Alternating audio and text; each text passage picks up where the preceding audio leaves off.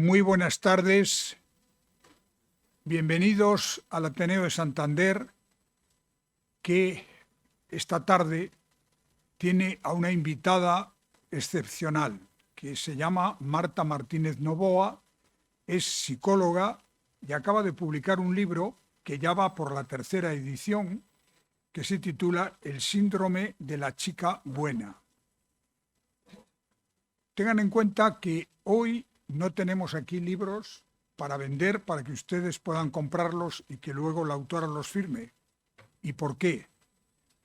Bueno, pues los que tengan el libro sí pueden luego pasar para que se lo firme, pero no los tenemos porque se han agotado las dos primeras ediciones que se han hecho en un mes y pico, porque si no me equivoco, el libro se ha publicado en el mes de febrero. ¿No es así? Bien. Esto es una prueba del éxito de esta publicación de una psicóloga, como he dicho, licenciada por la Universidad de Santiago de Compostela, ella es gallega, de San Censo, si no me equivoco, bien, y además de eso, ella tiene un máster en Psicología General Sanitaria en la Universidad Complutense de Madrid, tiene consulta online en Madrid y es una psicóloga de reconocido prestigio y al mismo tiempo muy joven, como ustedes pueden comprobar, y por tanto muy dentro de las nuevas líneas de la psicología. Quiero también saludar a quienes nos están viendo a través de la transmisión en directo por streaming en la página web del Ateneo de Santander, para que sigan con nosotros esta conferencia que va a pronunciar ahora Marta Martínez Novoa.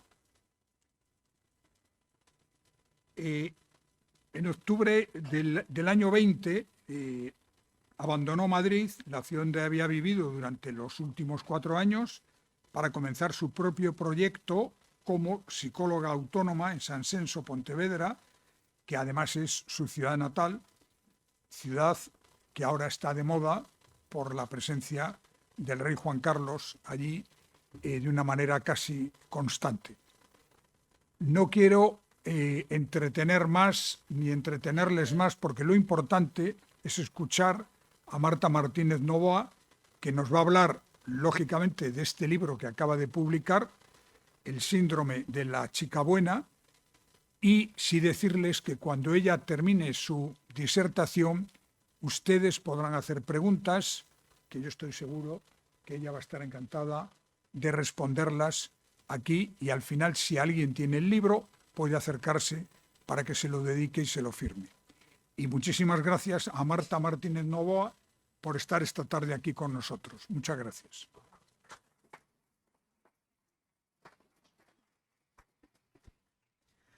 Bueno, buenas tardes a todas y a todos. Muchas gracias por venir aquí a dedicarme vuestro tiempo, que siempre es algo que se agradece mucho.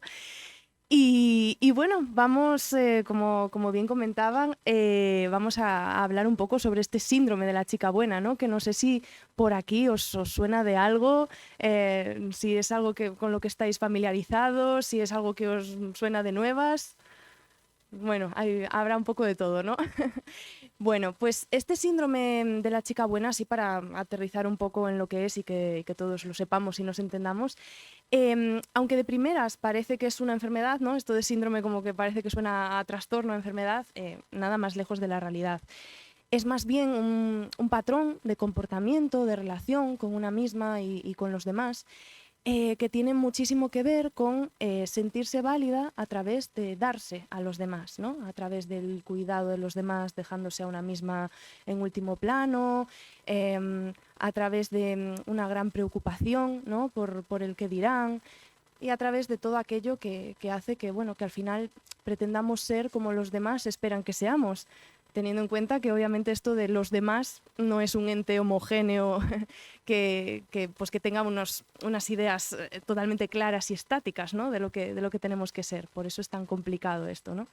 Entonces, bueno, a mí me gustaría un poco hablaros de las principales características que definen este patrón y si os apetece, o sea, si os sentís libres, que levantaseis la mano si os sentís identificados o identificadas con alguna de estas características que os digo, ¿vale? Así lo hacemos como más personalizado y sabemos en qué punto estamos cada uno y cada una, ¿vale? Vale, pues la primera característica que define este síndrome, como ya os adelantaba, tiene mucho que ver con anteponer generalmente las necesidades de los demás a las propias. ¿Cómo lleváis esto por ahí? Vale, se van ahí levantando manitos, vale. ¿Qué tal lleváis el estar, pues, o sea, soléis estar muy preocupados o preocupadas por el qué dirán?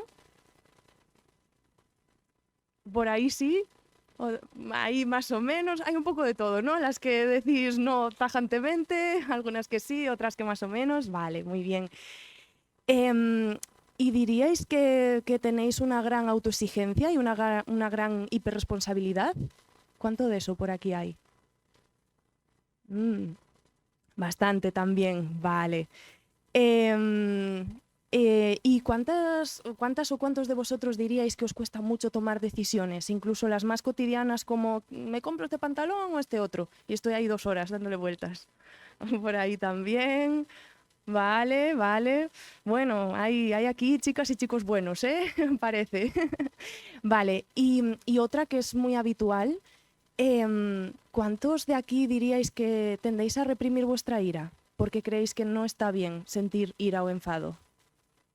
Por ahí también. Todas, tú tienes todas, ¿no?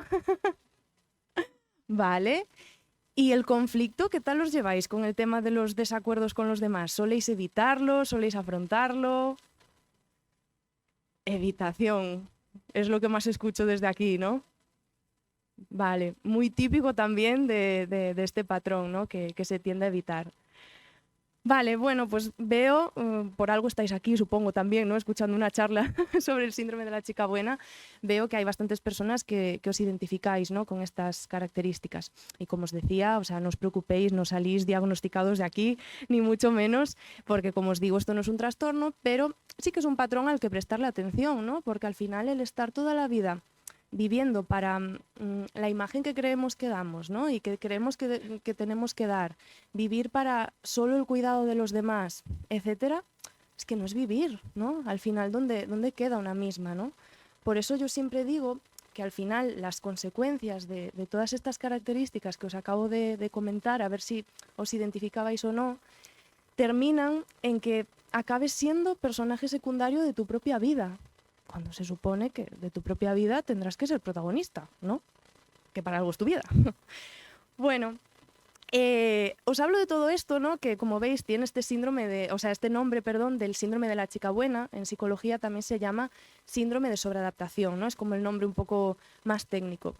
Tal y como la palabra explica, sobreadaptación significa que nos sobreadaptamos, ¿no? ¿Cuántos de aquí soléis decir muy a menudo, cuando alguien os propone algo y que tenéis que decidir, soléis decir, ay, a mí me da igual, yo me adapto a lo que queráis?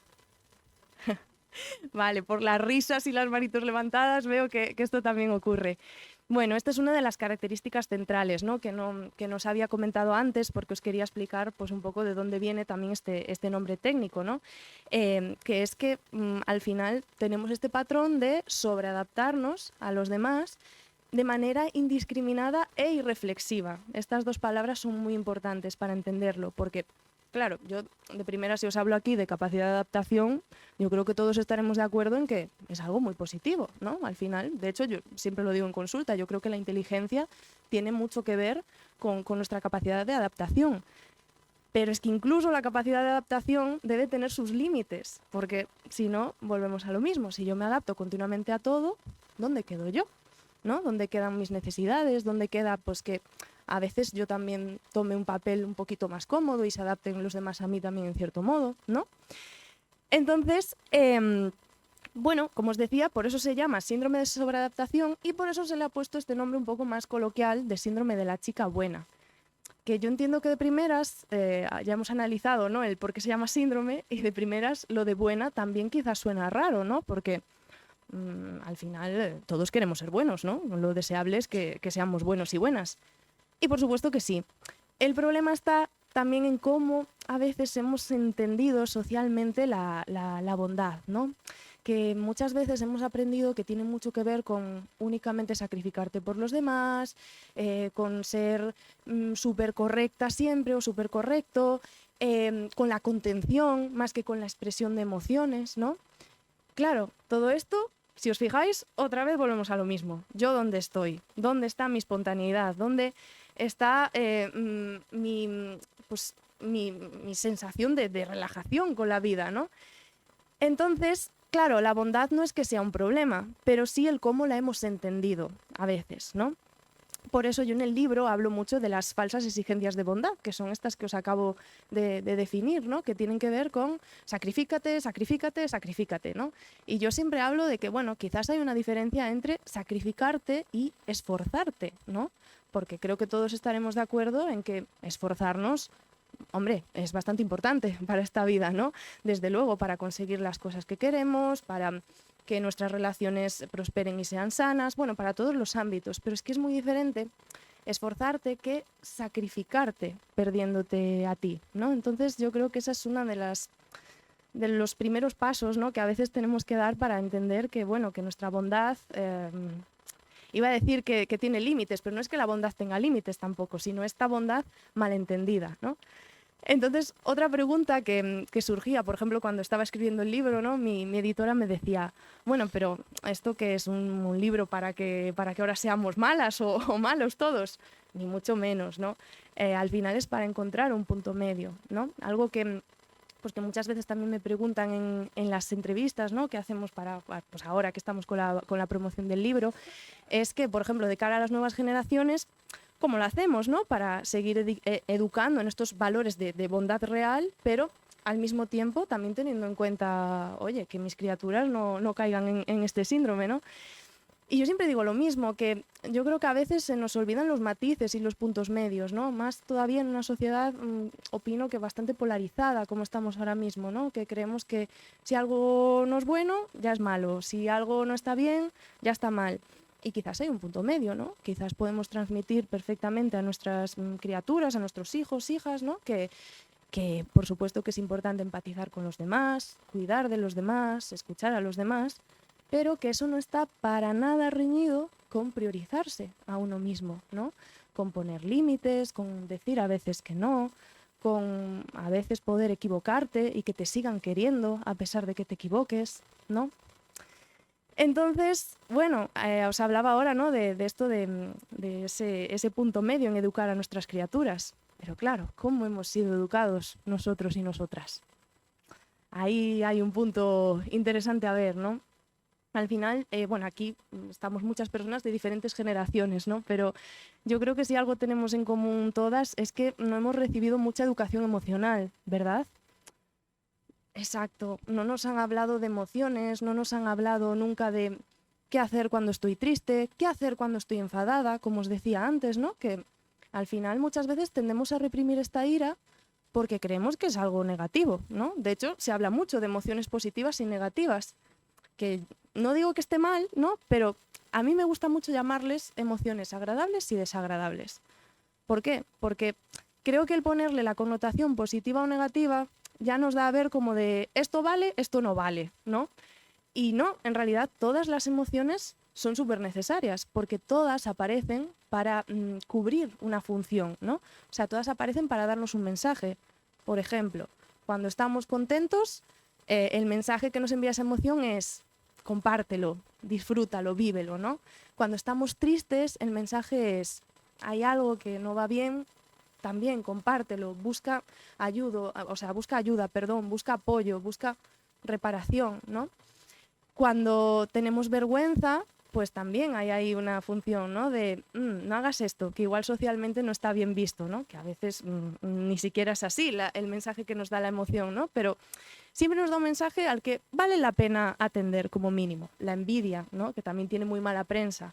La envidia también nos da un mensaje importante. Hay algo en otra persona, en otro lugar, que te interesa. Entonces, claro, para regularla adecuadamente ya ahí tenemos que entrar en hay algo que te interesa, en lugar de ir contra la otra persona, por ejemplo, o contra esa otra cosa, mira a ver cómo puedes hacer tú para inspirarte a través de esto o para en cierto modo conectar con necesidades tuyas de las que careces y que se están reflejando en esto que envidias, ¿no? Y con la ira pasa exactamente lo mismo. ¿La ira para qué aparece? Pues bien, la ira aparece para reflejarnos algún tipo de injusticia que se está cometiendo, algún tipo de situación donde nos hace falta poner un límite y a veces algún tipo de situación donde explotamos en ira porque llevamos acumulando mucho. Que de esto también hablaremos ahora más adelante, ¿no? Porque es muchas veces lo que les pasa a las chicas y a los chicos buenos, ¿no? Que de tanto reprimir esta ira, de tanto, al final acaba explotando. Y claro, nos sentimos muy culpables cuando explota, porque decimos, joder, si yo soy buena, ¿no? O sea, yo llevo reprimiendo aquí esta ira para ser buena, para que los demás no me abandonen, para evitar el conflicto que creo que pone en riesgo mis vínculos, ¿no? Y resulta que ahora he explotado de esta mala manera con la persona que más quiero, a lo mejor con mi pareja, con mi hermano, mi hermana, mi madre, ¿no? Entonces, bueno, por eso es tan importante aprender a regularla bien, que es uno de los puntos que espero que os ayude mucho lo que he escrito en el libro, ¿no? Porque vienen muchas herramientas para aprender a relacionarnos de otra manera con la ira, que creo que es algo muy necesario, ¿no? Y para aprender cómo expresarla de una manera más sana para los demás y para uno mismo, ¿no? Bueno, como veis, el título del libro está en femenino, que yo creo que es algo que siempre llama mucho la atención, ¿no? A mí siempre me preguntan, síndrome de la chica buena, ¿y qué pasa con los chicos buenos, ¿no? Pues mira, esto también os lo quería explicar. Al final este síndrome lo tienen tanto mujeres como hombres. No sé si habrá aquí algún hombre que se está sintiendo identificado con alguno de estos patrones, pero yo en consulta veo muchos hombres también con este síndrome. El tema de que haya decidido escribirlo en femenino es porque es verdad que sí que ocurre un poquito más en mujeres. ¿Por qué sucede esto? Porque mira, si nos fijamos, los seres humanos, para entender y simplificar la realidad, necesitamos generar como lo que en psicología llamamos constructos, ¿no? Que son como ideas generales, cajones, ¿no? Donde metemos determinadas características que asociamos a algo o a alguien, a un colectivo. Os pongo un ejemplo para bajarlo a la tierra. Lo típico que se dice de que los catalanes supuestamente son tacaños, que los madrileños supuestamente son pijos, que los gallegos somos cerrados, ¿no? Obviamente son estereotipos, esto ya sabemos que no define la realidad, ni muchísimo menos de tantas personas que puede haber dentro de esos colectivos.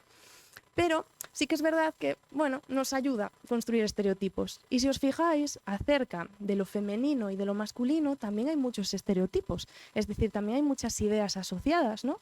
Cuando pensamos en mujeres o en lo femenino, ¿no? A mí me gusta decir más en lo femenino porque puede haber mujeres femeninas y puede haber mujeres no femeninas. Y lo mismo con los hombres, ¿no?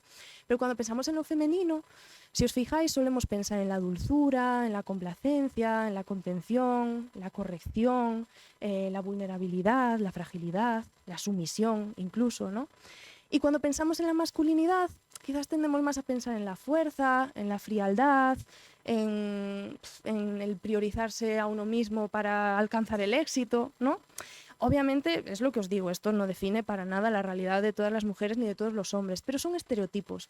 Y si os fijáis, todo lo que forma parte del estereotipo de femenino tiene mucho que ver con las características del síndrome de la chica buena, ¿no? Porque al final el síndrome de la chica buena se basa en esta complacencia, en esta sumisión, etc. Por eso es más habitual que suele estar en mujeres. Pero como os digo, yo en consulta veo muchos hombres también, que da la casualidad que suelen ser casi siempre hombres que en algún momento de su vida han adquirido roles feminizados. Y con feminizados me refiero a roles asociados a este estereotipo de lo femenino. Por ejemplo, hombres que en su infancia han tenido que establecer un rol de cuidado importante, por ejemplo, de sus hermanos, ¿no? Tener que encargarse de sus hermanos o incluso de sus padres siendo muy pequeños, o que en su casa se premiaba mucho la contención emocional, ¿no? El no te quejes, no llores, que eso también es bastante habitual en hombres en general, ¿no? Pero bueno, que se ve mucho también en estos casos, ¿no? Entonces, bueno, dicho todo esto, que esto es un poco, o sea, la chapa que os acabo de soltar ahora es solo para poneros en contexto, pero ahora os quiero contar un poquito más de lo que os podéis encontrar en el libro, ¿no? Una vez que estáis en contexto y que, bueno, pues decís, pues mira, yo me identifico con esto no tanto, a lo que pasamos es a un viaje por vuestra infancia. que, bueno, yo creo que es una época, ¿no? que a todos pues seguramente nos remueve muchas emociones diferentes, ¿no? Porque al final la infancia es donde creamos un poco la imagen de nosotros mismos, pero también la del mundo, ¿no? O sea, generamos un poco esa imagen de, vale, yo soy esto y soy esto para el mundo, o sea, el mundo espera de mí esto, sea lo que sea, y yo puedo esperar X del mundo, ¿no?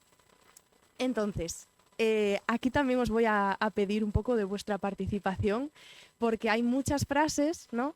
que, a ver, no son la frase en sí, sino un poco la idea que conlleva detrás, pero hay muchas frases populares, ¿no? que se suelen decir en la infancia, a los niños y a las niñas sobre todo, que tienen mucho que ver con este síndrome de la niña buena, o sea, no que lo generen por sí mismo, pero que sí que ayudan un poco como a enraizarlo, ¿no? Entonces, os pregunto, ¿cuántos o cuántas de aquí habéis dicho, os han dicho, o os suena la frase de calladita estás más guapa? Yo creo que más o menos a todas y todos nos suena, o la hemos dicho, nos la han dicho, o la hemos escuchado, ¿verdad? Eso es. Y la de, qué buena es esta niña, siempre obedece. También, ¿verdad? ¿Y qué hay de la de, ay, qué madura o qué maduro eres para tu edad? También, ¿no? Es como que a priori estas frases no parecen negativas, ¿no? Por sí mismas. Pero claro, volvemos a lo que os comentaba antes. Si estas frases nos acompañan de una crianza basada también en el, vale, que está muy bien, que a veces te contengas y que a veces pienses en los demás, pero, hey, no te olvides de ti. Claro, si nuestra educación no está acompañada de esto, lo más probable es que nos quedemos pues, con la literalidad de la frase, ¿no? Porque al final yo, si soy una niña, ¿qué quiero? Pues que mis padres, sobre todo, ¿no? que son los referentes principales, me quieran, me validen. ¿Y cómo me están diciendo que me van a validar? Si soy madura, si obedezco sin hablar, si me siento como una señorita, que esta no os la he dicho, pero también es muy típica, ¿no? Que esta tiene si nos ponemos ahí a escarbar, tiene un trasfondo interesante, ¿no? Porque aunque yo entiendo que puede parecer rizar mucho el rizo, pero el hecho de que te digan siéntate como una señorita ya te está dando un poco a ver que tu cuerpo no es del todo para ti, es para los demás también. Es decir, tu cuerpo tiene que estar de determinada manera para los demás. Empezamos ya ahí un poco con esta idea pues, que sobre todo las mujeres, yo creo, ¿no? tenemos muy enraizada, pues eso, de que nuestro cuerpo a veces está un poco más pues para lo que opinen los demás que para mi comodidad, para sentarme yo cómoda, ¿no? Entonces, bueno, como os decía, la idea es un poco, bueno, de cara a nuevas generaciones, encontrar este punto medio y de cara a nosotros y nosotras que hemos podido vivir esto en nuestra infancia, pues tratar de entender, ¿no? ¿Por qué yo he generado este patrón de la chica buena? Bueno, pues probablemente porque te protegía, porque te daba lo que buscabas en ese momento, que es que te quisieran, ¿no? Qué importante es esto.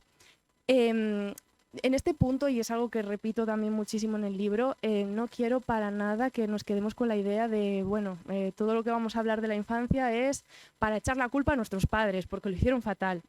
No, al final nuestros padres lo hicieron como pudieron con lo que tenían. O sea, en general yo creo que nuestros padres, o sea, hay de todo en esta vida, obviamente, pero no han tenido malas intenciones, ni mucho menos. Han intentado hacerlo como sabían, pero volvemos a lo mismo que os comentaba antes, es que si ya yo, que tengo 30 años, no he recibido una buena educación emocional, es que mis padres menos. Y mis abuelos muchísimo menos, ¿no? Es que lo hicieron como pudieron, con lo que tenían. Pero entender esto no quiere decir que, oye, que no nos venga bien pues también a nosotros entender un poco lo que ha ocurrido, ¿no? Y cómo hemos necesitado pues protegernos, porque quizás a veces nos hemos sentido incomprendidos o nos hemos sentido solos o hemos sentido eso, que solo éramos válidos cuando éramos lo que esperaban de nosotras, y a veces quizás lo que esperaban de nosotros y de nosotras pues era esta contención, esta corrección, pues cállate y trágate lo tuyo para adentro y ya está, ¿no? Entonces, bueno, en esta parte del libro de la infancia os hablo un poquito de esto y luego nos centramos también en dinámicas más concretas que ocurren en algunas familias, no en todas, ¿no? Ni mucho menos, pero que también explican un poco cómo se ha podido formar esto, ¿no? Por poneros un ejemplo, una de estas dinámicas muy habituales, no sé si os sonará o resonará con vuestra propia historia, es la de la parentalización, ¿no? ¿Qué es este palabra? Pues bueno, la parentalización tiene mucho que ver con algo que os ponía antes como ejemplo también en esto de los niños buenos, ¿no? Tiene mucho que ver con cuando las criaturas asumen roles adultos desde la infancia que no les corresponden. Es decir, que desde muy pequeños a una edad donde claramente no tienen autonomía tengan que ir solos al colegio, vestirse solos, que tengan que cuidar de sus padres porque tienen algún tipo de problema de salud mental que no saben o no pueden gestionar, o algún tipo de problema pues de salud física, que tengan que cuidar de los hermanos porque los padres pues, no les queda otra que estar todo el día trabajando fuera para traer dinero a casa, ¿no? Al final, bueno, en el libro veréis un poquito más claras, ¿no?, todas las características que se tendrían que cumplir para que para que en su momento hubiese esta parentalización. Pero bueno, es muy interesante entender estas dinámicas, ¿no? Porque a veces es algo que nos ocurre, no sé si os habrá pasado, luego comentamos un poco en el turno de preguntas, que cuando nos ocurren estas cosas, al final las damos como por sentadas, ¿no? Como de, bueno, sí, yo he tenido que cuidar de todo el mundo, pero bueno, es lo normal, ¿no? O sea, yo me acuerdo mucho cuando presenté este libro hace un mes o así en Coruña, había una señora de unos 70 años en el público que me decía, es que Marta, mi vida no puede ser otra cosa que el síndrome de la chica buena, es que yo tenía que cuidar de todo el mundo, ¿cómo avanzábamos si no en mi casa, si yo no me encargaba de cuidar a todo el mundo? Y es que es verdad, es que hay en realidades que lo raro era justamente no caer en este patrón, ¿no? Porque bueno, en ese momento eran otros tiempos también, ¿no? Bueno, que ahora sigue siendo complicada la conciliación y el cuidado y demás, ya lo sabemos, pero es verdad que incluso en otros tiempos era casi obligado, ¿no?, el que hubiese alguien en la familia que asumiese este patrón de, vale, pues yo soy quien cuido de todos y de todas aquí, ¿no? Entonces, bueno, ya os digo, ahí os hablaré de otras dinámicas, que tampoco os quiero aquí destripar ahora todo lo del libro, pero para que os hagáis un poco una idea, ¿no?, de lo que podéis encontrar. Y bueno, y todo esto al final desemboca también en una serie de heridas, ¿no? Tanto que se den estas dinámicas concretas como que no se den estas dinámicas concretas, pero que sí que haya este patrón de valorar a las criaturas solo desde lo que dan, ¿no?, en lugar de desde lo que son. Y bueno, algunas de ellas son, por ejemplo, la herida de abandono, ¿no? La herida de abandono tiene mucho que ver con haberse sentido, como su propio nombre indica, con haberse sentido abandonada en la infancia, que, ojo, no siempre por un abandono físico. Nos podemos haber sentido abandonados en la infancia por muchas otras cosas, ¿no? Como, por ejemplo, que nuestros referentes nunca nos preguntasen por nuestras cosas, por cómo estamos, con ganas de quedarse a oír la respuesta, que no jugasen con nosotros, ¿no? Que no hubiese un espacio para conocernos de verdad. Al final hay muchas maneras, por desgracia, ¿no?, de abandonar emocionalmente. Y esto suele dejar una herida cuando ocurre con nuestros referentes, ¿no?, que suelen ser nuestros padres, en algunas cosas también los profesores o los abuelos, ¿no?, sí, también han estado muy presentes en la crianza. ¿Y a qué me refiero con que se queda una herida? Con que esto, llevado a la adultez, muchas veces nos lleva a que tengamos el miedo constante de que nos van a volver a abandonar, ¿no? Entonces, de repente iniciamos una relación de pareja y nos ponemos a analizar todos y cada uno de los detalles que ocurren en la pareja, que si mi pareja hoy me ha contestado con la misma sonrisa de siempre, si no, si mi pareja habrá conocido a otra persona, si no, siempre con ese miedo a ser abandonados, ¿no? Que muchas veces, paradójicamente, fijaos, nos lleva a ese abandono, ¿no? Porque de tanto estar en esa tensión, en a veces, pues caer, ¿no?, en ese desgaste de analizar absolutamente todo lo que ocurre, acabamos incluso abandonando nosotros antes de ser abandonados o siendo abandonados, ¿no? Porque la relación al final deja de ser sana. Pues esta es una de las heridas más típicas, ¿no? Hay otras también que veréis, pero esta es muy habitual, o sea, yo la veo un montón en consulta. Y bueno, pasada la infancia llegamos a la adolescencia, un periodo también muy interesante, porque claro, en la adolescencia al final, perdonad, es donde ya empezamos a construir un poco nuestra identidad, ¿no? O sea, empezamos, bueno, es lo típico, ¿no?, de que en la adolescencia, de hecho, a veces como que cambiamos mucho nuestra manera de vestir, la moda, nuestros gustos, porque estamos ahí un poco encontrándonos, ¿no? Ay, perdonad, voy a beber un poquito de agua. Que yo me pongo aquí a hablar y no paro. Pues como os iba diciendo, en la adolescencia vamos un poco tratando de encontrar quiénes somos, ¿no? Y claro, os podéis imaginar lo difícil que es esto para una criatura que viene de una infancia donde prácticamente le han obligado a ser de una manera. No es que le hayan obligado, pero como hablábamos, reciben un poco ese mandato de, vale, tengo que ser de esta manera para que me acepten, ¿no? Entonces, claro, ¿qué pasa muchas veces en la adolescencia? Pues aquí se da un fenómeno curioso, ¿no? Porque muchas veces hay personas que pasan por su adolescencia y siguen un poco en lo que yo llamo la pasividad, ¿no? De, bueno, a mí hasta ahora me ha funcionado ser la niña buena, así que voy a seguir siendo lo que esperan de mí. Siendo súper buena con los demás, súper agradable, sacando buenas notas, a poder ser, etcétera, etcétera. Pero hay otro caso, que también ocurre mucho, que es que de toda esa ira reprimida durante la infancia, cuando de repente en la adolescencia estás tratando de encontrarte, pues de repente esa ira sale a borbotones, ¿no? Que es lo que llamamos comúnmente la típica rebeldía de la adolescencia, ¿no?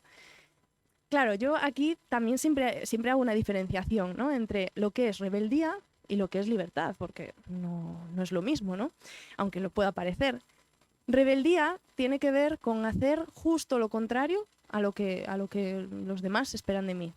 Y libertad tiene que ver con hacer lo que yo quiera, que a veces será lo que los demás esperen de mí y otras veces no. Por supuesto, la libertad también tiene límites, ¿eh? No me entendáis aquí como que libertad es, ala, yo vivo sola en el mundo, voy ahí pisando cabezas. No, obviamente, como se suele decir, mi libertad empieza donde acaba la tuya. Pero qué importante es esta diferencia, ¿no?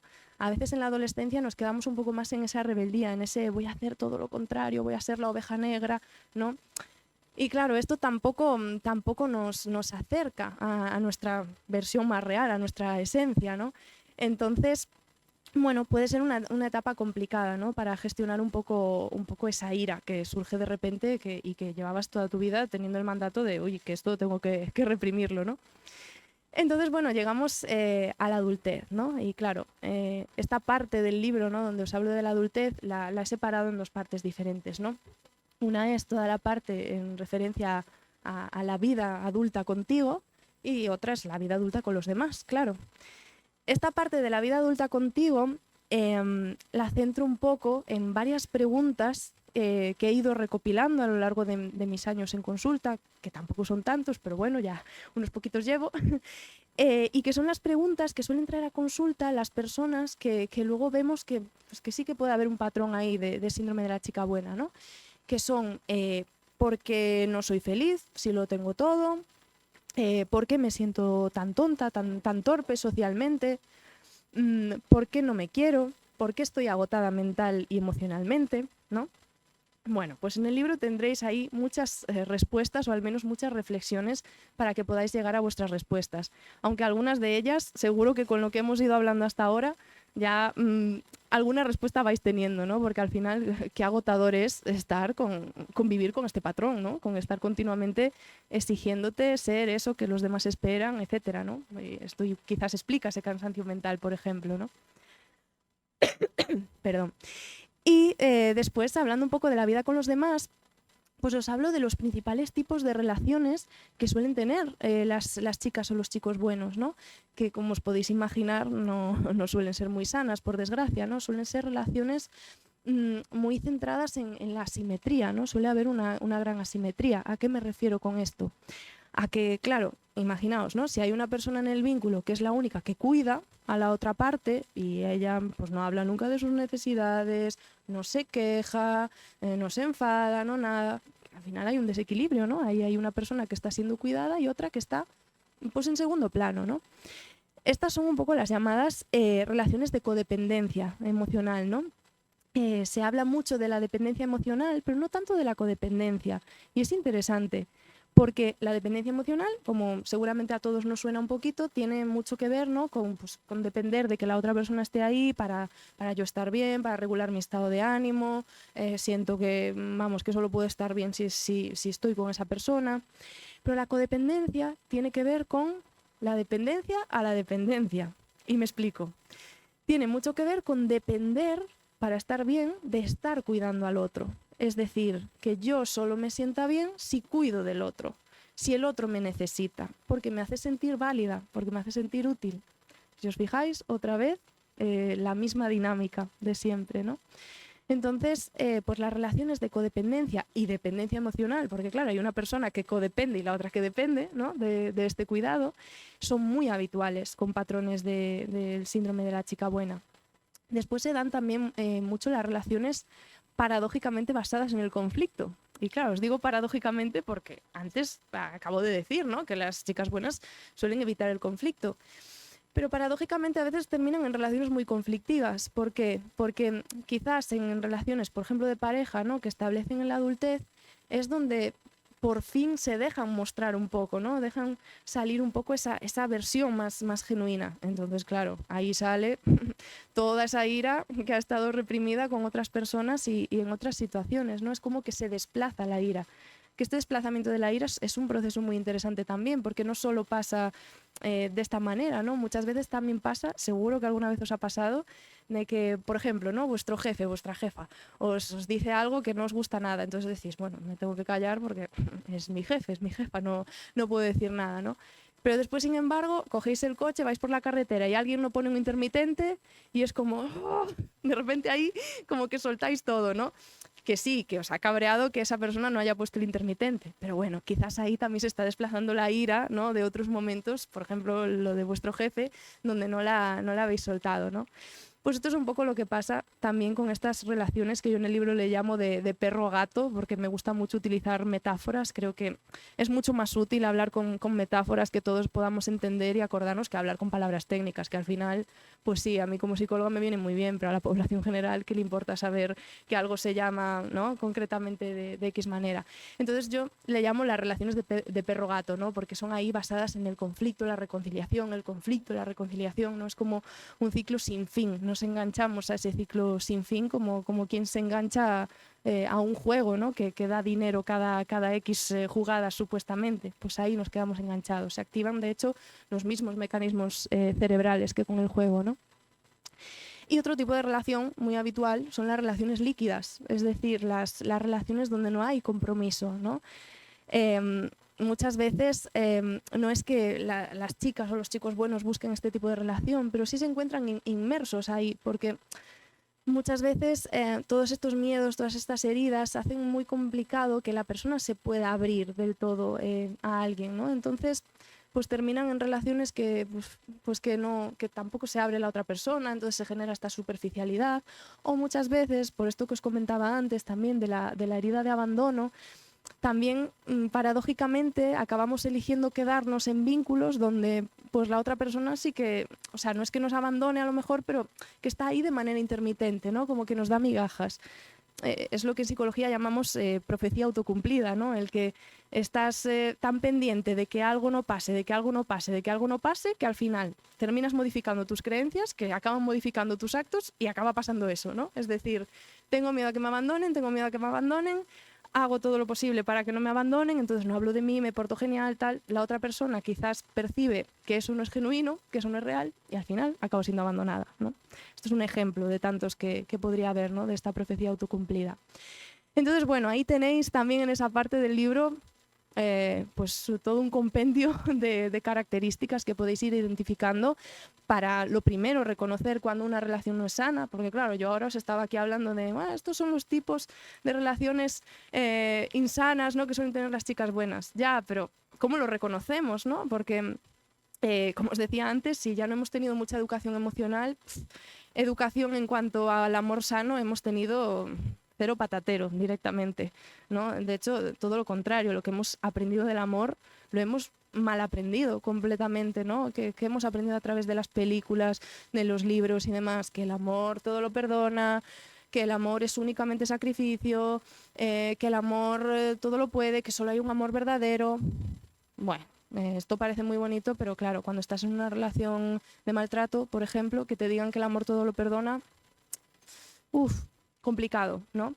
Entonces, bueno, como no hemos aprendido tampoco muy bien como sociedad lo que es el amor sano, pues también en el libro tenéis ahí muchos puntitos a tener en cuenta para saber cuándo una relación es sana, cuándo no lo es, cuándo nos están manipulando, cuándo no, etcétera, ¿no?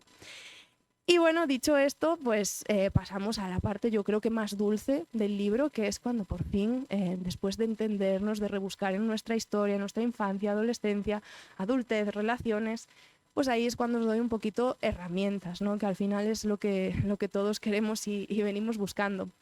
Que bueno, yo aquí siempre intento ser lo más responsable posible de que un libro jamás sustituye pues, a una terapia, por ejemplo, al final de...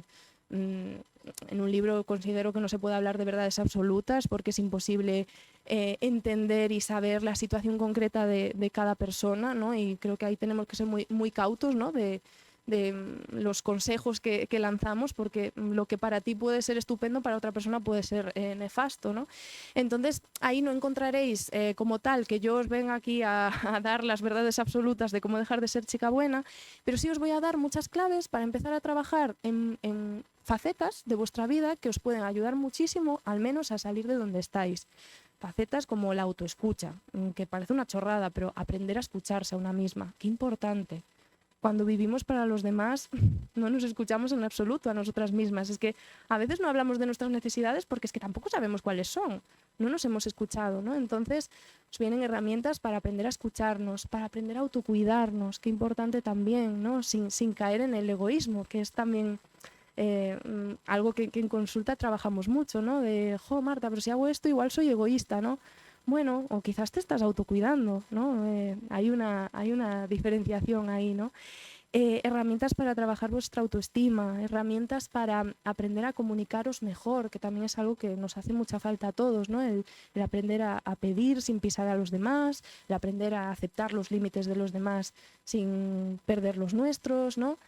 Aprender a quedar mal. Qué importante esto. Es que muchas veces hay que quedar mal con los demás para quedar bien con una o con uno mismo, ¿no?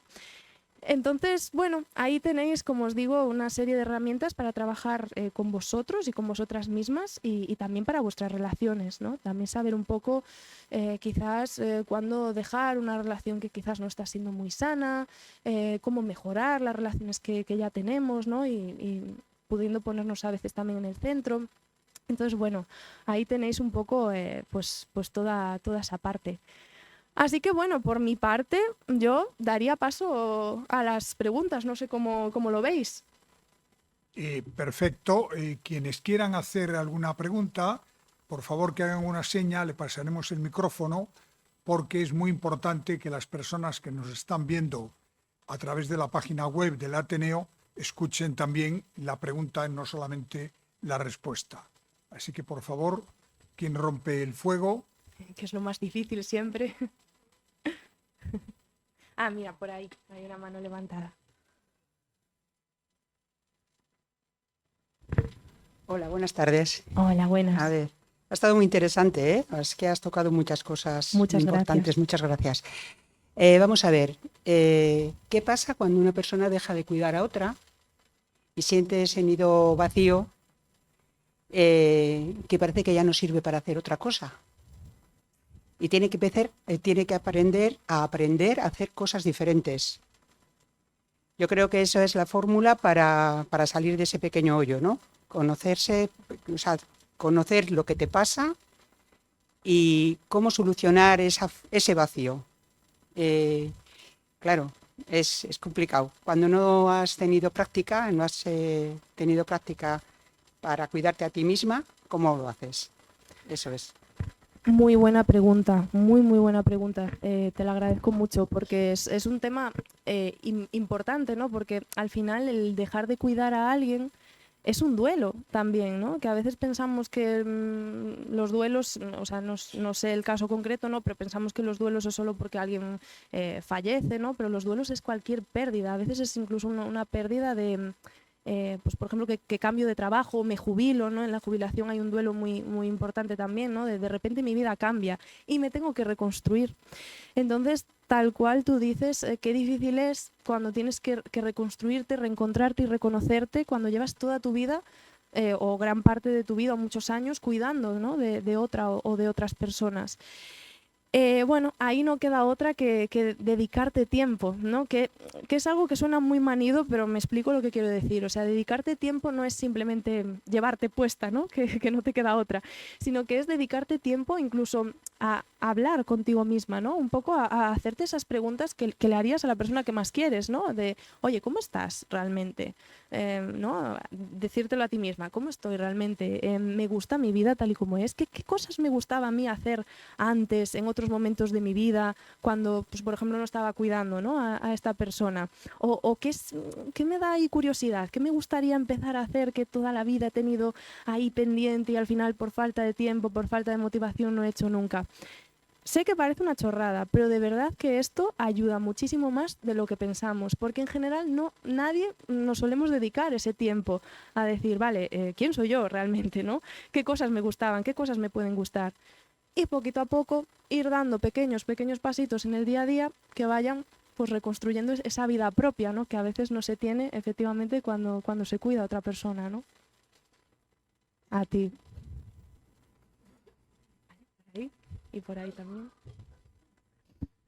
Hola, buenas noches. Hola, Y buenas. muchas gracias por la charla. A ti. Creo que es muy didáctica. Mi pregunta va condicionada en función del sexo, o sea, quiero decir, lo que tú expones es genérico para ambos lados, mujeres y hombres, o hay diferencias a la hora tanto de asumirlas como de responder a ello. Muy buena pregunta también. En general, el patrón de estas características generales que os mencionaba al principio es parecido, pero sí que hay luego ciertas diferenciaciones, porque claro, si os fijáis, no está para nada validado socialmente lo mismo para las mujeres que para los hombres, ¿verdad? ¿No? Por ejemplo, a las niñas se les permite llorar mucho más de pequeñas que a los niños, por ejemplo, ¿no?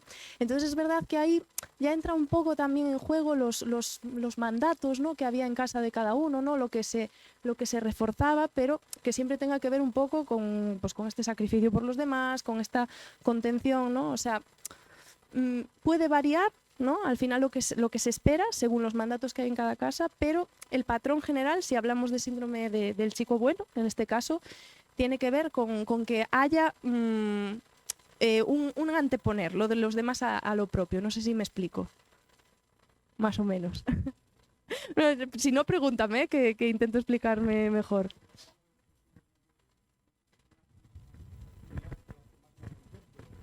Justo. Yo no sé si eso es condición de la mujer o del hombre, cuando está mucho más asumido por parte de la mujer. Es un ejemplo, vamos. Claro, Como sí. se puede haber muchos más, pero bueno. Total. Claro, es algo que obviamente de manera intrínseca no está asociado a una mujer ni a un hombre, pero es verdad que socialmente han sido más las mujeres, ¿no? las que han asumido ese rol. Por eso te decía que a veces hay diferencias, ¿no? en cómo se establece ese patrón, porque a lo mejor de un niño pues depende la familia, pero no van a esperar que cuide de su abuela todas las tardes, pero sí van a esperar, por ejemplo, que no llore nunca, porque es que si no va a parecer que es débil, ¿sabes? A eso me refería con las pequeñas diferencias. Vale, por ahí. Hola, buenas tardes, Marta. Hola, buenas. Cuando llegué, hiciste una pregunta creo que clave en cuestiones de cómo nosotros actuamos con respecto a si hay un conflicto, ¿qué hacemos? ¿No? Me lleva a preguntarte esto. Yo hace poco, digamos, poco más de 1 año y medio, comencé terapia y decía que ahora yo podía entablar una conversación o intentar entablar muchas veces una conversación diciendo, hey, me molesta esto, no me gustó esto. Pero no sé si lo tratás en el libro o no, esto de que por acá, a mí me pasa, ¿no? Hay veces que quiero entablar y decirle a alguien, me molesta esto, no me ha gustado esto, de una manera súper tranquila, que hoy en día tenemos una sociedad súper también un poco violenta, ¿no? En las formas de decir y intentar decirle, mira, no adivino tus sentimientos, explícamelo. Pero si en el libro tratas esto de cómo poner esto en la mesa, y hay veces que es difícil llegar a un diálogo con cualquier tipo de generación, sea mayor, bueno, para mí creo que muchas veces me cuesta un montón con los adolescentes en tratar de explicarles de que también hay una puerta abierta. No sé si me llevo a explicar más o menos con lo que te quiero decir y Te que explicas perfectamente. si me pudieras decir, realmente yo te conocí ayer por Instagram Vaya. Y vi que muchas amigas te seguían, que no eran de acá, sino eran de Argentina, y dije, por algo será, voy a ir a verla. Y por eso estoy Qué acá, guay. no, no por otra cosa. La verdad es que fue mucha casualidad y me ha encantado lo que has propuesto. He leído un poco en Instagram de vos, de las presentaciones y tal, y entonces me gustaría saber todo esto, porque a mí me lleva un conflicto muchas veces de que quiero exponer algo, pero la otra persona tampoco se muestra receptiva a las formas que no sean violentas, ¿no? Porque ya hoy en día veo mucha violencia también en todos los aspectos. Totalmente. Bueno, buenísima tu pregunta también. Yo creo que es uno de los puntos claves. De hecho, esto en consulta es lo que más trabajamos, ¿no? Cómo poder poner estos límites a los demás sin pasarnos de rosca siendo agresivos, pero tampoco sin suavizar nuestros límites, ¿no? Que a veces es el gran problema cuando ponemos límites, que nos hace sentir culpables, ¿no? El cómo reaccionan los demás, entonces los vamos suavizando. En el libro, efectivamente, hay una parte dedicada exclusivamente, además con muchos ejemplos concretos, a poner límites en pareja, poner límites en amistad, poner límites en familia, en el trabajo, porque al final, claro, no se pone límites tampoco de manera igual en todos los ámbitos, ¿no? Pero si tengo que decirte algo ahora, o sea, lo principal es también entender que, mira, tal y como lo expresabas tú ahora, que ponías como ejemplo el decirle, oye, no, como que no es lindo, ¿no? Sentirme de esta manera, tal, me gustaría que cambies este comportamiento. Está perfecto. Es que también algo que nos ocurre, de ahí viene un poco lo que os decía antes de la polarización, ¿no? Que es lo que comentabas tú ahora, de que ahora también estamos quizás en una época como de mucha violencia, ¿no? A la hora de hablar, de mucha agresividad. Pero también hay personas que, claro, llevan toda su vida inhibiéndose tanto que de repente un día dicen, jo, no me apetece hacer esto. Y de repente te quedas con la sensación de, buf, estoy siendo súper antipática, súper tajante. Y en realidad no. En realidad simplemente estás siendo contundente, ¿no? Con un límite y no... O sea, yo también siempre digo lo mismo, los límites al final no son para castigar a los demás, ¿no? Que a veces hasta lo entendemos así, es que si le digo que no a esta persona, le voy a hacer daño, ¿no? Lo estoy castigando. No, es que el decirle no a esa persona es proteger el vínculo también. Porque ¿qué pasa si tú dices que sí siempre? Que el vínculo se va a desgastar, porque ni tú vas a estar bien, ni el vínculo va a ir bien, ¿no? Entonces, también ayuda mucho entender los límites más que como barreras, como puentes. Es algo que en realidad nos está acercando a la otra persona, porque nos permite protegerme a mí, lo primero, diciéndote este no, y proteger el vínculo, ¿no? Entonces, yo creo que lo primero es entender un poco todo esto, que a veces nos cuesta, ¿no? Que nos quedamos con esa idea de, no, es que si digo esto voy a ser mala. No, está bien que puedas decir eso, lo puedes decir con un tono súper amable, siendo empática con la otra persona, pero lo dices. Y ya te digo, y luego así de ejemplos más concretos, en el libro hay un montón para ir trabajándolos. A ti. Hola, Hola. en relación a este tema, yo te quería preguntar cómo hacer el paso de después de poner un límite, porque yo lo pongo, que ya de por sí me cuesta, pero la persona, por ejemplo, no se lo toma bien o te responde de malas maneras y realmente esa persona está pensando que tú eres mala por lo que le estás diciendo y a lo mejor no soy capaz de expresarlo de la mejor manera posible para que no se sienta atacada y acabo perdiendo los papeles por lo que comentabas también de la acumulación de ira. Entonces se mezclan muchas cosas ahí que no tengo ni idea de cómo se podría gestionar. Total. Sí, buenísimo lo que preguntas. De hecho, lo iba a comentar a raíz de la pregunta de ella y qué guay que lo preguntes tú.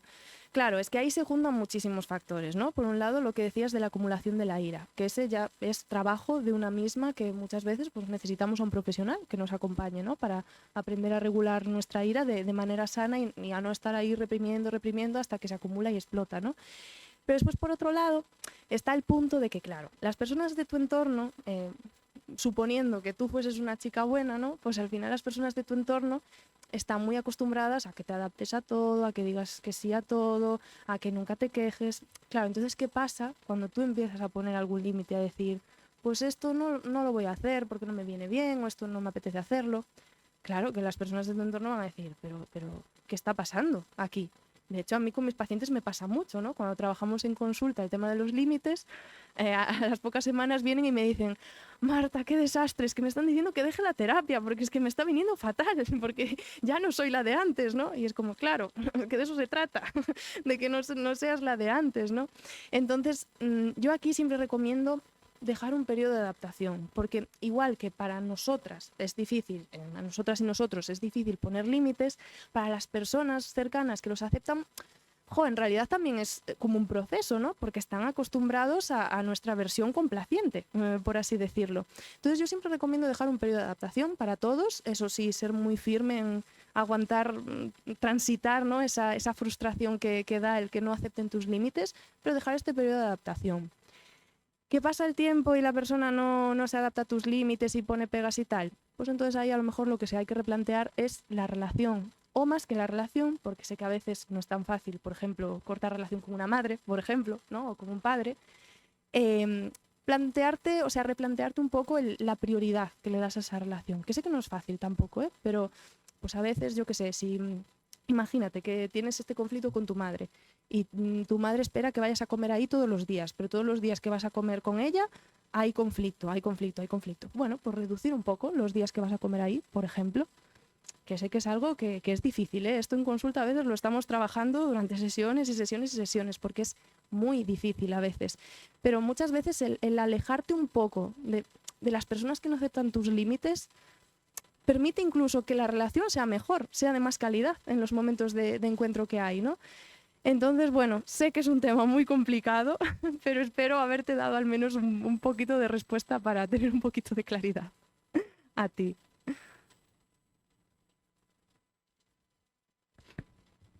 Hola Marta, muchas gracias por la charla, ha sido muy esclarecedora. Realmente sigo en redes hace un montón de tiempo como la compañera y me ha gustado mucho verte aquí.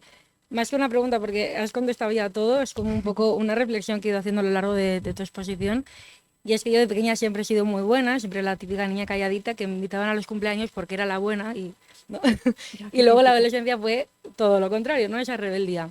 Entonces me doy cuenta que en terapia muchas veces sale la resistencia, o sea, a mi adolescente está perdonada ya, ¿no? Pero mi niña me cuesta muchísimo perdonarla. O sea, es como, me cuesta abrazarla, porque tampoco creo que haya que perdonarla, ¿no? Me cuesta abrazarla. Y eso que dices de los límites, en el trabajo he aprendido a poner límites con mi pareja, con mis amistades, pero con mis padres es que no puedo.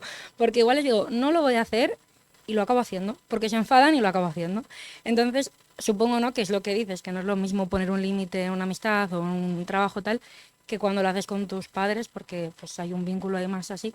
Supongo que en el libro también hablas un poco de esto y me darás algún tip para ello, pero sobre todo es eso, ¿no? El cómo no ceder, porque es como, se enfadan y me sale la niña buena de cómo les vas a decir que no, tienes que hacerlo, son tus padres, y entro en un bucle todo el rato porque lo hago y encima me doy rabia por hacerlo, por ceder, ¿no? Entonces, si tienes, pues eso, algún tip, porque en terapia yo estoy con esto, lo estoy intentando, llevo 3 años en terapia y la verdad es que mucho te ayuda, pero hay veces que digo, es que no hay manera, porque con mi madre y mi padre es que no sé decir no sin luego hacer que el no sea real, porque siempre acabo cediendo. Entonces, nada, eso, que muchas gracias y bueno. Gracias. Gracias a ti. Es que tal cual, yo creo que los límites con padres es de los límites más difíciles, ¿no? Porque al final, tengas la relación que tengas, el amor que tienes por tus padres siempre está ahí, incluso aunque sea una relación horrible, pero siempre está ahí. Entonces, este amor a veces hace muy, muy complicado el entender estos límites, lo que decía antes, ¿no? El entender que no los estás castigando cuando pones un límite. Entonces, cómo me gustaría poder darte la fórmula secreta y mágica para conseguir esto. Pero es verdad que en eso yo creo que la terapia, o sea, sé que es un proceso largo y muy arduo, pero es lo que te irá dando las herramientas y poco a poco ir transitando y sosteniendo esa frustración. Eso sí que es un consejo que te podría dar, que sé que no es fácil, pero es el sostener esa frustración. No, es que no nos queda otra, porque a veces decimos, es que yo no quiero estar lidiando con esta frustración, con esta angustia, con esta ira, ¿no?, que me provoca que mis padres no acepten mis límites, entonces mira, desisto, me adapto y ya está. Claro, te adaptas hasta el siguiente día, que volvéis a tener un conflicto, que te vuelves a sentir igual. Claro, entonces a veces no nos queda otra que decir, vale, esto que estoy sintiendo es súper desagradable, porque le acabo de decir a mi padre que no voy a hacer esto por él, pero lo tengo que transitar porque va a ser la única manera y te aseguro que funciona. Sé que hay que vivirlo en una misma, pero te aseguro que funciona y que la relación incluso puede mejorar un montón. O sea, depende mucho del tipo de relación, pero es que a veces a través de poner estos límites es justamente cuando la relación mejora, ¿no? Así que bueno, ánimo, que sé que no es fácil. Mi felicitación, me ha encantado tu forma Muchas de gracias. explicar y de entender. Pero mi pregunta es concreta.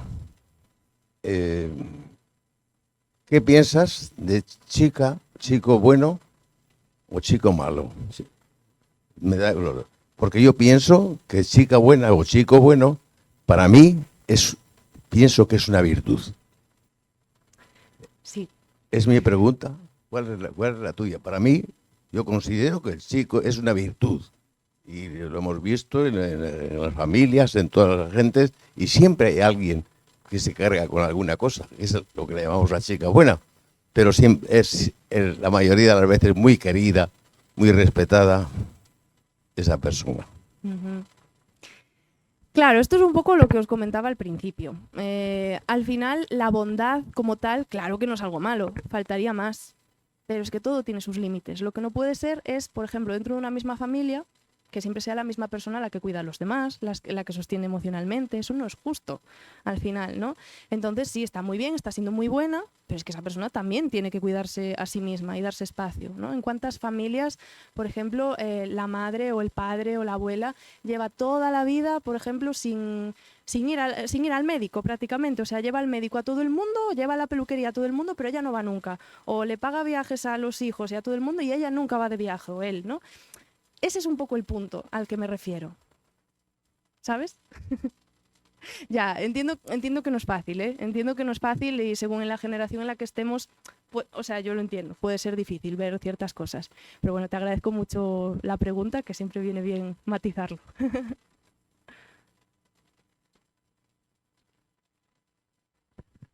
Hola, Hola. yo te quería preguntar porque me resulta muy difícil separar cuando estoy siendo egoísta, lidiar con la culpa, vamos, porque digo, cuando tengo un deseo y quiero hacer algo, pero ya me estoy montando en mi cabeza escenarios que me llevan a la culpa. Pues cómo lidiar con esa culpa y no sentirme tan egoísta porque racionalmente yo puedo hablar conmigo misma y decirme, oye, quieres hacer esto, pero emocionalmente de pronto es un tsunami que arrasa con todo y lo único que siento es culpa. Y la culpa se hace tan grande que ya digo, ya no sé qué hacer. Ya, sí, es que lo que comentas, vamos, es tal cual así. Es un poco lo que hablaba antes con la compañera, ¿no? Respecto a poner los límites con los padres. Claro, eso justamente lo que genera, yo creo, es mucha culpa también, ¿no?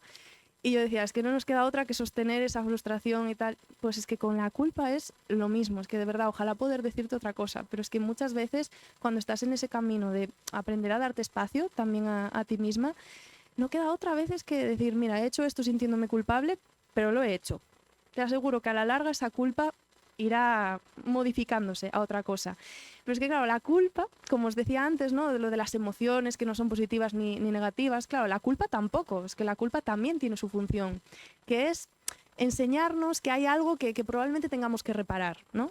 ¿Qué pasa? Que muchas veces, que de esto hablo en el libro también, tenemos lo que yo llamo la culpa traicionera, ¿no? Que es una culpa que tú asumes porque te da control, ¿no? Si yo tengo la culpa de algo, lo puedo reparar, pero no, quizás no te corresponde realmente, ¿no? Como es pues que te sientas culpable por decirle a tu amiga que no la vas a llevar al trabajo todos los días porque te supone pues un esfuerzo increíble, ¿no? Claro, ahí te vas a sentir muy culpable porque quizás tu amiga da por hecho que lo normal es que la lleves al trabajo todos los días, pero claro, quizás para ti llevarla al trabajo todos los días, que trabaja súper lejos, no sé qué, pues no te viene del todo bien. De primeras te vas a sentir culpable, claro, porque lo que se ha esperado de ti en todo este tiempo, tu amiga y tú, es que lo normal es que la lleves al trabajo, ¿no? Entonces tendrás que transitar esa culpa, pero a la larga irás liberándote, ¿no? Eso te dará un beneficio, el no llevarla al trabajo, ¿no? De que estarás, pues, al final más tranquila, más despejada, etcétera. Y la culpa pues irá yendo poco a poco. Si es que ya os digo, al final, con las emociones, sobre todo con las emociones desagradables, muchas veces el primer paso es permitirnos sentirlas, ¿no? Paradójicamente, que lo que solemos hacer es todo lo contrario. Culpa, desagradable, la elimino, ya está. No pongo el límite, ya está. No, vamos a transitarla. Es desagradable, pero vamos a transitarla porque traerá unos beneficios también, ¿no? Buenas tardes, gracias por la charla. Me gustaría saber tu punto de vista sobre los vampiros emocionales y también si las mujeres o esta mujer buena crees que cambia en ciudades grandes como Barcelona o Londres, en sitios como Santander o en comunidad rural. Gracias. Gracias a ti. Qué bueno, esto último. Voy a empezar por lo último, ¿vale? Pues sí, creo que cambia un poquito el patrón, porque fíjate, cuando estuve presentando el libro en mi pueblo, yo soy de un pueblo muy pequeño, bueno, bastante pequeño, de 17.000 habitantes, ¿no? Y cuando hicimos la primera presentación allí, hice un poco lo que hicimos ahora, ¿no? De preguntaros que levantaseis la mano, con qué os sentíais identificados. Y cuando pregunté lo del qué dirán, nadie levantaba la mano. Y yo me quedé como, a ver, si algo importa aquí es el qué dirán, ¿no? Entonces yo levanté la mano y todo el mundo empezó a levantar la mano un montón. Porque, por ejemplo, en los pueblos, en los sitios pequeños, el qué dirán es súper importante. Vamos, a mí es algo que se me ha inculcado muchísimo desde pequeña, ¿no? Es súper importante que no hagas esto, no hagas lo otro, porque el qué dirán, ¿no? Y esto yo creo que en las ciudades también pasa, y en determinados ámbitos también pasa, pero quizás no tanto. Quizás hay más el patrón a lo mejor relacionado con la hiperproductividad, ¿no? Que de esto no hemos hablado mucho, pero en el libro se habla, ¿no? Es decir, que tengas mucho éxito laboral, a lo mejor, ¿no? El mostrar que eres productiva y a veces pues también plantearte... ¿y esto es una meta que yo realmente quiera o es que me estoy adaptando también a lo que creo que la sociedad espera de mí, ¿no? Entonces, yo creo que sí que hay ciertas diferencias, ¿no? Y después me preguntabas por los vampiros emocionales. Bueno, temazo porque efectivamente es algo donde por desgracia muchas veces se quedan las chicas buenas, ¿no? Porque, claro, al final si alguien se siente válida a través de cuidar, de estar para la otra persona, pues claro, alguien que al final se dedica a, o sea, básicamente chuparte toda su energía, pues es un lugar estupendo en el que estar para esa otra persona, ¿no? Entonces, bueno, ahí pues en el libro tenéis también muchos puntos para reconocer la manipulación, porque los vampiros emocionales, ¿no? Muchas veces pues utilizan muchas técnicas de manipulación para que te quedes ahí y que entiendas que tu deber es quedarte ahí y si no te sentirás culpable, ¿no? Entonces, bueno, ahí también tenéis un poquito para aprender a reconocer pues este tipo de patrones, ¿no? Gracias.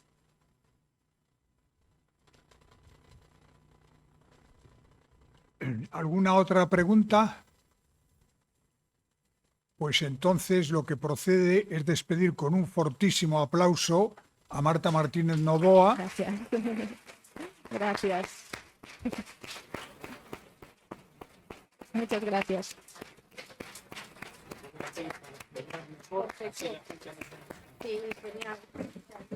Y ahora, si alguien quiere que le firmen el libro, se puede acercar. Muchísimas gracias por su presencia esta tarde aquí.